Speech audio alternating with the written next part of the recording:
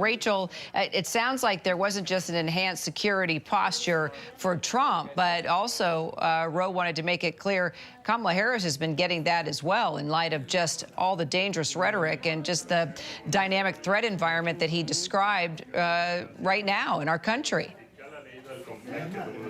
Yeah, the acting Secret Service director really saw this as a moment to try to cut through the noise and really speak to the American people directly about political violence and what is occurring right now as we are just about 50 days until the November election. When you take a step back, this is just simply remarkable that we are here talking about another attempted assassination on former President Donald Trump just about 65 days after Butler, Pennsylvania. We were there covering that one as well, where the former president said he was grazed by a bullet in his ear. But the acting Secret Service director today also on defense, and that was very clear as well at times as he took several questions from reporters, including myself, and pressed on just exactly how this could happen. How could another suspected gunman get this close to the former president of the United States and the Republican nominee? I did ask him whether or not Secret Service properly sweep that area before the former president came. He talked about this sort of off-the-record movement, and so for our viewers at home, what he's referencing is this was not on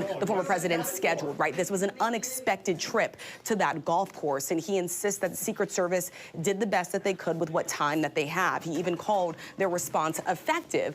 But still, there are remaining questions, and one of them is, did the suspect know, in fact, that Donald Trump was going to be on that golf course? I also asked the acting Secret Service director that question. He said at this point, they still do not have any further information on that, so it could be still an open question. As you know, this is an active investigation, Kira.